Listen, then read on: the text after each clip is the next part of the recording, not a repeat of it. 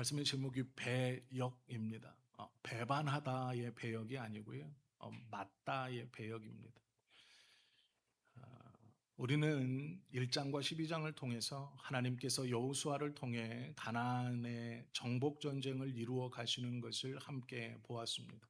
그리고 그 본문 가운데서 하나님이 우리에게 주시는 말씀들과 은혜들을 나누었습니다. 이제 13장부터는 땅의 분배에 관한 이야기입니다. 13장부터 21장까지는 이 가나안 땅을 어떻게 분배하는가에 대해서 성경은 기록하고 있습니다. 그 중에서 오늘 13장은 가나안의 정복한 땅들을 어떻게 먼저 나누어 줄 것인가에 대해서 기록되어져 있는 본문입니다. 여호수아서 13장쯤 오면 성도님들 가운데 질문이 생깁니다. 하나님의 말씀인 건 알겠는데 이 땅 분배하는 게 저희와 무슨 상관이 있습니까? 나한테 땅을 나눠준다는 것도 아니고 2000년도 훨씬 전에 하나님께서 이스라엘 백성들에게 가나안 땅을 나누어 주는 이 이야기가 오늘날 나와 무슨 상관이 있습니까?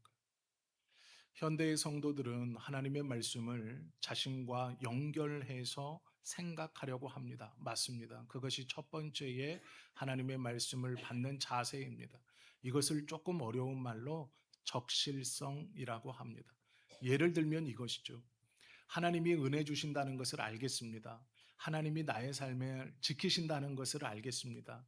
그러나 나는 남자들에게 인기가 없습니다. 이것이 중학교 여자애가 기도 제목으로 적어낸 기도 제목 중 하나입니다.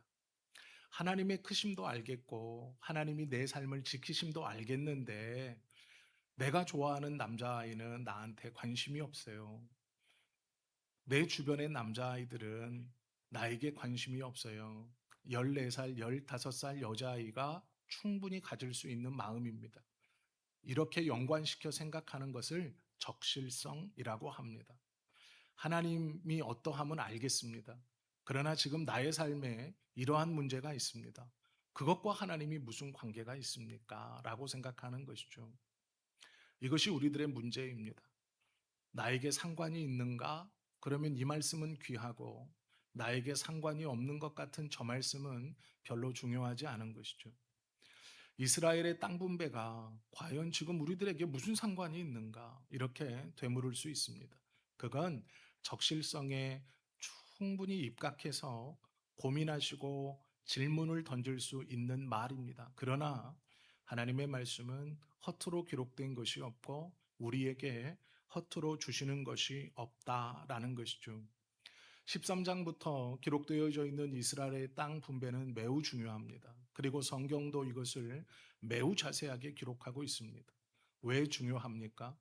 하나님이 아브라함에게 하셨던 언약의 말씀이 어떻게 구체적으로 성취되는가를 기록한 본문이기에 중요합니다. 더 자세히 얘기하면 하나님께서 우리들에게 허락해 주신 하나님의 약속들이 성경에서 먼저 이렇게 자세하게 지켜지고 있으니 내가 너희에게 주신 말도 약속도 구체적으로 하나하나 자세히 지켜질 것이다 라는 것을 보여주시는 본문입니다. 그러기에 아무런 상관이 없을 것 같은 이 13장의 말씀은 우리에게 굉장히 중요합니다. 약속된 하나님의 말씀이 어떻게 실현되어지고 구체적으로 성취되어져 가는가를 알려주시면서 그 안에 우리에게 맡겨진 배역에 따라 충성하는 것이 무엇인가에 대해서 깨닫게 해주시고자 하는 본문이기도 합니다. 여호수아서 13장 1절은 땅 분배하기 전에 이렇게 기록되어 있습니다. 여호수아가 나이가 많아 늙음에 여호와께서 그에게 이르시되 너는 나이가 많아 늙었고 얻을 땅이 매우 많이 남아 있도다라는 것이죠.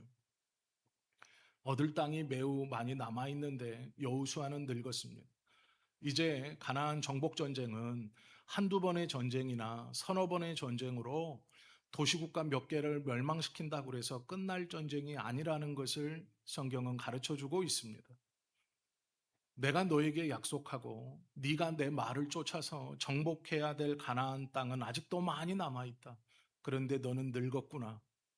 이 말은 하나님의 역사가 이루어지는 그 순간 여호수아의 쓰임이 어느 때까지인가를 보여주시는 말씀입니다.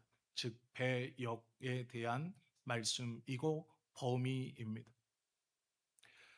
여호수아의 스승은 모세입니다. 모세는 출애굽 1세대이고 하나님에게 직접적으로 음성을 듣고 애굽으로 들어가 이스라엘을 끌고 출애굽했던 지도자였습니다. 그는 기도하기를 가나안 땅에 입성하고 들어가고 싶었습니다. 그런데 모세는 가나안 땅에 들어가지 못했습니다. 모세의 소망은 가나안 땅에 들어가서 하나님께서 약속해 주신 가나안 땅을 눈으로 보고 그 땅에서의 삶을 하루라도 살아보는 것이었을 것입니다. 그것이 진심이었고 간절할 소원이었을 것입니다. 그런데 문제는 모세의 배역은 출애굽까지입니다.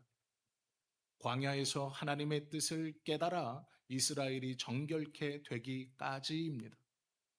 모세의 소망은 하나님께서 자신에게 주신 가나안 정복과 입성이 자신에 대해서 다 이루어지기를 원했지만 하나님은 모세를 출애굽까지만 사용하셨습니다. 그리고 바톤을 넘겨받은 것이 여호수아입니다. 여호수아도 바톤을 넘겨받으면서 꿈꾸고 소원했을 것입니다. 이 땅을 내 대에 다 정복하겠다. 하나님의 약속의 말씀을 내 대에 다 이루어내겠다. 나에게 주신 소원, 나에게 주신 소망, 나에게 품게 하신 이 비전들을 내 시대에 다 이루어 가나안을 다 정복하고 하나님의 뜻에 온전히 순종하겠다는 것이 여호수아의 각오였을 것입니다. 그러나 오늘 본문에 보시면 하나님께서 여호수아에게 말씀하십니다. 땅은 아직 많이 남았구나. 그런데 너는 늙었구나. 너는 이미 나이가 많이 먹었구나. 그런데 땅은 아직 많이 남았구나. 무슨 이야기입니까? 하나님께서 펼쳐가신 하나님의 나라를 확장시키는 일에 여호수아의 쓰임은 여기까지입니다. 하나님의 크심과 여호수아의 자금을 13장 1절에서 기록하고 있습니다. 여호수아도 소원했을 겁니다. 내 때에 다 이루어지기를, 내 때에 다 정복하기를, 내 때에 하나님의 뜻이 나를 통해 이곳에 다 퍼져서 내가 하나님의 사람이고 내가 영광스럽게도 하나님의 모든 것들을 다 이루어가는 자가 되기를 간절히 소원했을 것입니다. 그러나 하나님이 말씀하십니다. 너는 늙었다. 그리고 아직도 땅은 많이 남아있다. 내가 이끌어가는 나의 일에 너는 여기까지다라는 것이죠. 여호수아의 입장에서는 안타깝고 아쉽고 어쩌면 속상할 일이나 하나님께서 이끌어 가시는 하나님의 나라의 일에 여호수아의 배역은 여기까지입니다. 그의 마음처럼 다 할 수 없습니다. 여호수아는 나이가 많이 들어 늙었고 아직도 정복할 땅은 많이 남아 있습니다. 모세가 그랬듯 이제 여호수아도 다음 세대에게 하나님의 꿈을 또한 그 꿈의 실현을 넘겨줄 때가 되었다라는 것이죠. 우리에게 중요한 것은 내가 얼마나 큰 배역을 맡는가, 그것이 중요한 것이 아니고 내가 맡겨주신 배역에 얼마나 신실한가가 중요합니다. 여호수아는 최선을 다했습니다.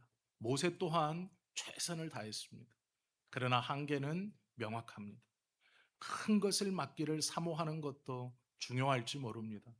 그러나 우리에게 하나님께서 맡겨주신 어떠한 것이 중요한 것이 아니라 어떠한 배역을 주셨는지가 중요한 것이 아니라 그 배역에 맡겨진 배역에 얼마나 우리가 신실하게 감당하고 마음을 먹고 노력하고 힘쓰고 애쓰느냐가 중요한 것입니다. 하나님의 거대한 드라마에 우리는 작은 존재입니다. 우리는 하나님의 크심 앞에 너무나 작은 존재들입니다. 그거를 안다면 우리 스스로 우리를 대단하게 여길 것이 없습니다. 하나님께서 맡겨주신 그때까지 충실히 최선을 다하여 쓰임을 받는다라는 것이죠.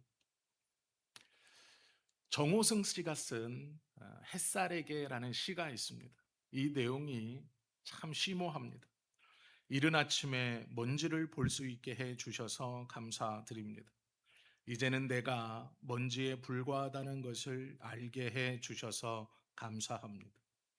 그리고 먼지가 된 나를 하루 종일 찬란하게 비춰 주셔서 감사합니다. 이게 정호승 님의 햇살에게라는 시입니다. 하나님 앞에 우리는 먼지와 같은 존재입니다. 먼지라는 것이 중요한 게 아니고요. 중요한 것은 그 먼지에 햇살이 비쳐 반짝거린다는 게 중요한 것입니다. 먼지가 뛰어나고 탁월해서 햇살이 찾아온 것이 아니고 먼지는 먼지인데 햇살이 비춰주기 때문에 그 먼지가 빛을 반사해 반짝반짝거린다라는 것이죠. 그것을 보고 아름답다라고 말하는 그 먼지임을 깨달아 감사하다는 것입니다. 그리고 먼지 같은 나에게 하나님의 햇살이 비추어서 한순간을 반짝 빛낼 수 있다는 것에 감사함을 느낀다라는 고백입니다. 우리가 하나님 앞에 먼지임을 깨닫는다면 다른 사람과 비교해서 살 필요가 없다는 것을 알게 됩니다. 자책할 필요도 없고 다른 사람과 비교해서 이것이 부족하네 저것이 부족하네 생각하실 필요가 없습니다. 또한 우리가 먼지임을 기억한다면 다른 이도 먼지 같지만 나에게 하나님의 햇살이 비추어 반짝반짝거리듯 아직 하나님의 햇살이 비추지 못해 먼지로 있는 다른 누군가에게 하나님의 햇살이 비춘다는 것이 무엇인가를 알고 그에게 햇살이 비추도록 살아갈 수 있다라는 결심을 하게 되는 것이 유익입니다. 크신 하나님 앞에 작은 우리의 삶을 안다면 교만하지도 너무 슬퍼하지도 그리고 다른 이에게 어떻게 나아가야 하는지를 알 수 있게 된다라는 것이죠. 우리는 먼지입니다. 그러나 하나님의 햇살이 비추어 지고 있는 먼지입니다. 그러기에 반짝반짝거립니다. 살면서 배은망덕한 사람을 만나 보셨을지 모릅니다. 살면서 실망을 주는 사람을 만나셨을지도 모릅니다. 그러나 기억하십시오. 그 사람과 나는 크게 다르지 않습니다. 그러나 그에게도 나에게처럼 하나님의 빛이 비출 때 그의 배은망덕은 멈출 것이고 그의 예의 없음은 멈출 것입니다. 그도 하나님 앞에서 반짝거리는 존재가 될 것입니다. 또 하나 기억해야 할 것은 하나님의 햇살이 우리에게 비추기 전에 우리의 배은망덕을 견뎌 주었던 사람들이 있었다라는 것입니다. 우리에게 예수님의 햇살이 비추기 전에 우리의 마음 아픔과 우리의 버릇없음과 우리의 교만과 욕심을 참아주고 인내해 주셨던 먼저 햇살을 받고 있었던 또 다른 분들이 있었다는 것을 우리도 기억해야 합니다. 미슬로프라는 크로아티아의 신학자가 있습니다. 악이 온전히 이기려면 한 번이 아니고 두 번의 승리가 필요하다. 악행이 벌어질 때 첫 번째 승리가 이루어지고 악을 되갚을 때 두 번째 승리가 이루어진다. 첫 번째 승리 후 두 번째 승리로 새 생명을 공급받지 못하면 악은 죽고 만다. 내 경우 악의 첫 번째 승리에 대해서는 손쓸 수 없지만 두 번째 승리는 막을 수 있었다라고 고백했습니다. 무슨 말이냐면 악이 기승을 부리려면 두 번 승리를 해야 하는데 첫 번째는 그 행위가 벌어졌을 첫 번째 악이 퍼집니다. 그리고 이 악이 온전해지려면 그 첫 번째 승리를 위해 피해를 당한 다른 사람이 이 악을 악으로 보복하면 온전한 악이 이루어진다. 그러나 첫 번째 악이 벌어지는 것은 내가 어떻게 할 수 없지만 그 악으로 피해를 받은 내가 두 번째 보복을 악을 악으로 하지 않는 것으로 말미암아 이 악을 나는 이겨내었다라고 고백하는 것입니다. 이해가 되시죠? 하나님께서 맡겨주신 배역, 오늘 여호수아 13장의 이야기를 가장 잘 성경에서 예를 들어 설명하시는 것이 달란트 비유입니다. 달란트 비유는 우리가 다 아는 것처럼 한 달란트, 두 달란트, 다섯 달란트 받은 사람들의 이야기입니다. 성경을 이야기하고 성경을 나누고 읽으실 때 착각하시면 안 되는 것이 한 달란트, 두 달란트, 다섯 달란트 받은 사람들은 30%, 30%, 30%가 아닙니다.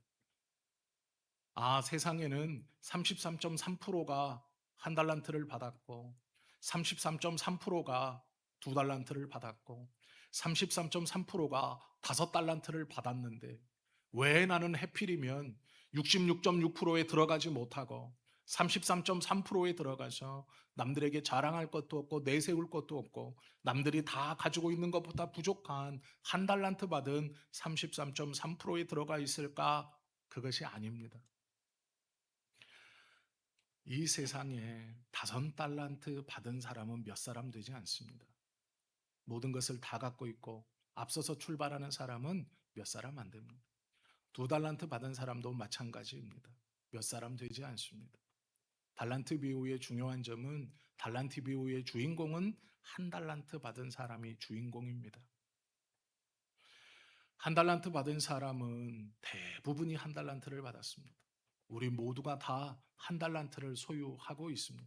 하나님께서 우리에게 두 달란트를 주신 사람이 많지 않고 다섯 달란트를 주신 사람은 더욱더 드뭅니다. 우리는 대부분 한 달란트를 받았습니다.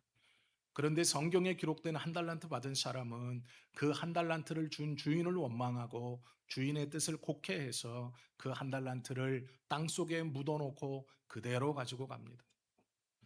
이것이 무엇이 문제인가 잘 생각해 보십시오. 한 달란트 받은 사람의 롤 모델이 누구입니까? 두 달란트 받은 사람입니다. 두 달란트 받은 사람은 억울함이 없습니까? 아니죠.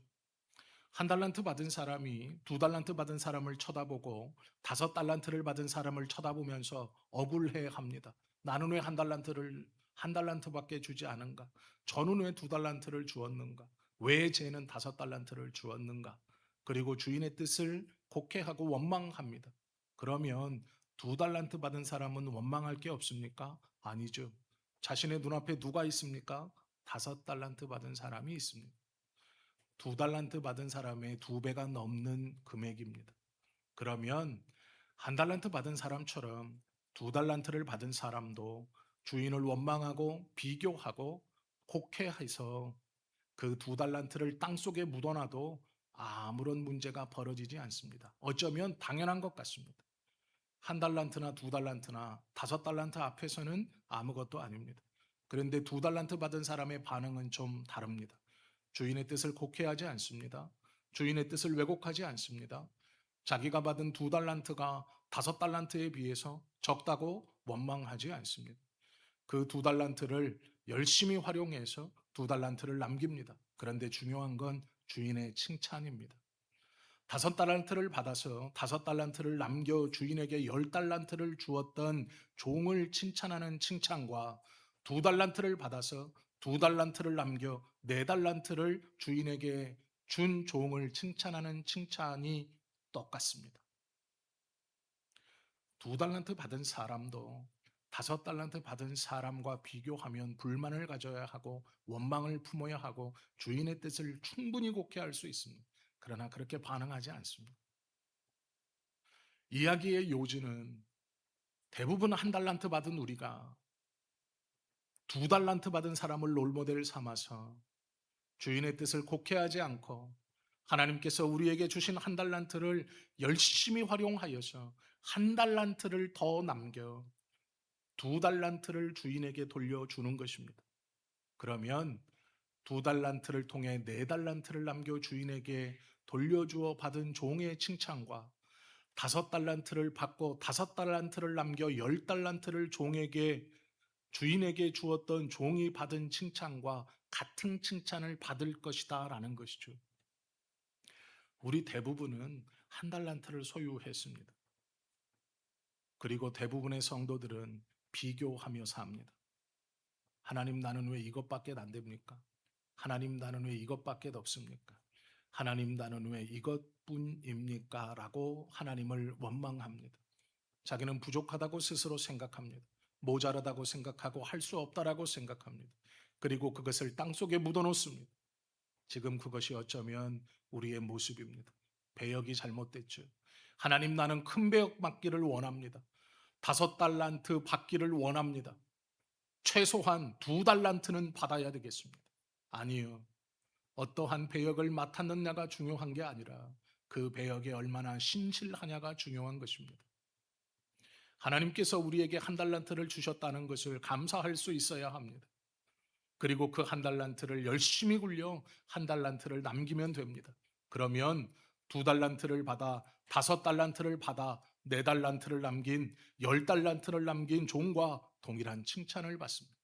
잘했다, 충성된 종아. 내 상에 나와 함께 먹고 마시자라는 칭찬을 받을 수 있다라는 것이죠. 이것이 배역입니다. 여호수아 13장에 기록되어져 있는 하나님께서 여호수아에게 맡겨놓은 배역의 한계입니다. 또 그 본문을 통해서 하나님께서 우리에게 맡겨주신 삶의 자리에서 우리가 어떻게 살아가야 하는 것이고 무엇을 남기고 어떤 자세로 살아가야 하는지를 가르쳐 주시는 말씀입니다. 우리는 1달란트 받은 사람들입니다. 저를 포함해서 2달란트 받은 사람도 없습니다. 비교하면 다 작고 다 연약합니다. 많이 모자릅니다. 많이 부족합니다. 그러나 자책하실 필요 없습니다. 자괴감을 가질 필요 없습니다. 스스로를 낮게 여기시고 나는 왜 그러지 생각하실 필요가 없습니다. 1달란트를 받았다는 것에 감사하고 그 1달란트를 신실함으로 이 땅을 살아갈 때 하나님께서는 2달란트 받은 사람과 5달란트 받은 사람들처럼 우리를 기뻐하시고 우리에게 놀라운 은혜와 놀라운 칭찬을 허락해 주실 것입니다. 우리의 롤모델은 2달란트 받은 사람입니다. 그도 충분히 불평할 수 있지만 그는 오해하지 않았습니다. 그는 곡해하지 않았습니다. 우리 또한 마찬가지입니다. 하나님의 뜻을 오해하거나 곡해할 필요가 없습니다. 주어진 삶에서 맡겨진 배역에서 신실하게 그 배역을 감당하는 것입니다. 하나님께서 너는 늙었다. 그러나 아직도 정복할 땅은 많다. 나의 뜻은 아직도 펼쳐져야 하지만 너는 여기까지이다. 라는 말씀을 우리들에게 주실 때까지 하나님께서 친히 나타나 우리들에게 너는 이제 늙었다. 그 말은 수고했다. 너의 배역은 여기까지니 다음 사람에게 너의 배역을 넘기도록 해라 하시기까지 우리는 최선을 다해서 하나님의 뜻 안에서 하나님께서 허락해 주신 달란트를 감사히 여기고 그 달란트를 가지고 이 땅을 믿음으로 살아가는 것뿐입니다. 그것이 하나님께서 우리에게 맡겨지고 허락해 주신 배역을 성실하고 신실하게 수행하는 우리들의 모습입니다. 이것을 믿음이라고 합니다.